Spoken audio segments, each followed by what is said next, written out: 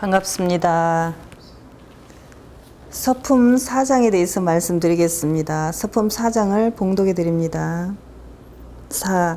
대종사 당시의 시국을 살펴보시고 그 지도 강령을 표어로서 말씀하시기를 물질이 개벽되니 정신을 개벽하자 하시니라.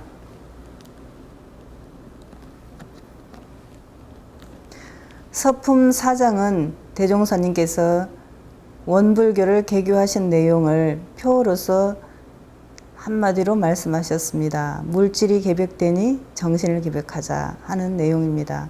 대종사님께서 원불교를 펴신 때는 1916년 우리나라가 일제 강제 합병된 6년 이후의 일입니다. 그때 우리나라의 형편은 정말 어려웠고 사실은 물질 개벽이 됐다고도 볼 수 없는 물질 개벽이 될 거라고도 예상하기 어려운 그런 아주 어려운 때였죠.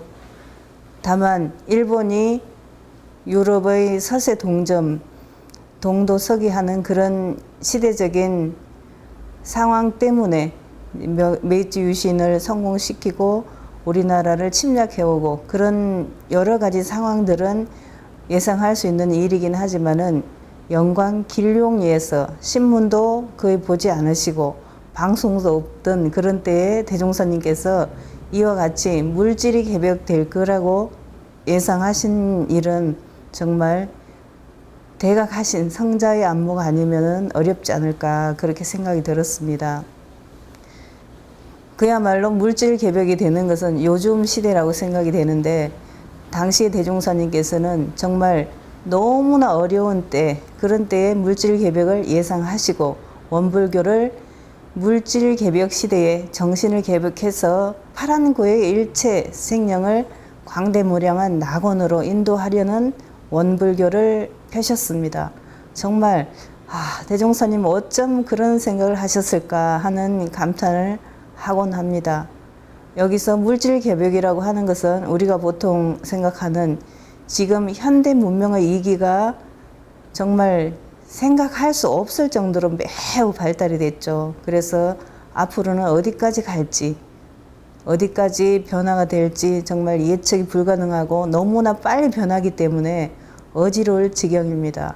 그래서 이런 때에 우리 사람들은 물질 개벽이 되는 그 추세에 맞춰서 정신 개벽이 계속돼 가야 되는데 그걸 하지 못하고 물질의 노예 생활을 하고 있는 경우가 굉장히 많습니다. 그래서 요즘 많은 사람들이 돈을 벌기 위해서 정말 사람으로서는 참 할 수 없는 짓을 하고 부모를 죽이거나 친구를 죽이거나 또 정말 너무 짐승 같은 생활을 하면서도 물질을 쫓고 있는 것은 물질의 노예 생활이라고 하지 않을 수가 없습니다. 대종사님께서 칼이 좋은 것이지만은 그 칼을 잘 사용할 줄 모르는 사람이 사용하게 되면은 손을 베일 수도 있고 자기가 자기를 해칠 수도 있다 하신 것처럼 물질 개벽이 우리에게 대단히 필요하긴 하지만은 그 필요를 잘못 사용하면은 오히려 해독이 된다 하셨습니다. 그래서 그 물질 개벽되는 시대에 정신을 개벽하자고 그 기치를 내세운 종교가 바로 원불교라고 할 수 있습니다. 정신을 개벽하는 방법은 사은사요 사막팔조를 통해서 가능하죠.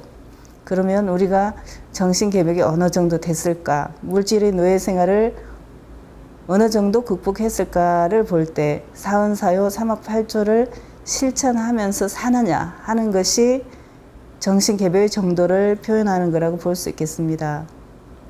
우리 교도님들은 감사 생활을 잘 하고 사시는지 또 매일매일 마음이 편안하신지 그 정도를 보시면은 내가 감사가 잘 된다, 많이 된다 그러면 정신개벽이 좀 되신 거고 또 정신이 안정되고 편안하다 그런다면은 정신개벽이 많이 되신 거라고 볼 수 있습니다. 혹시 내가 돈을 벌기 위해서 정신없이 허겁지겁 살고 있지 않나 생각해 보시고 그런다면은 정신개벽이 많이 필요한 상태구나 이렇게 생각하시면 되겠습니다. 나날이 물질이 개벽되는 시대에 정말 눈이 핑핑 돌아가는 정도로 어지러운 이 시대에 정신 개벽을 하지 않는다면은 어찌 사람으로서 사람다운 삶을 살 수 있겠는가 하는 생각을 할 때 정말 정신 개벽이야말로 중요하다 이렇게 생각할 수 있습니다. 대종사님께서 말씀하신 물질이 개벽되니 정신을 개벽하자 이 표를 잘 생각해 보면서 오늘도 내일도 내가 내 삶의 주인이 되어서 산다면은 정신 개벽이 된 그런 삶을 살 수 있지 않을까 생각합니다. 감사합니다.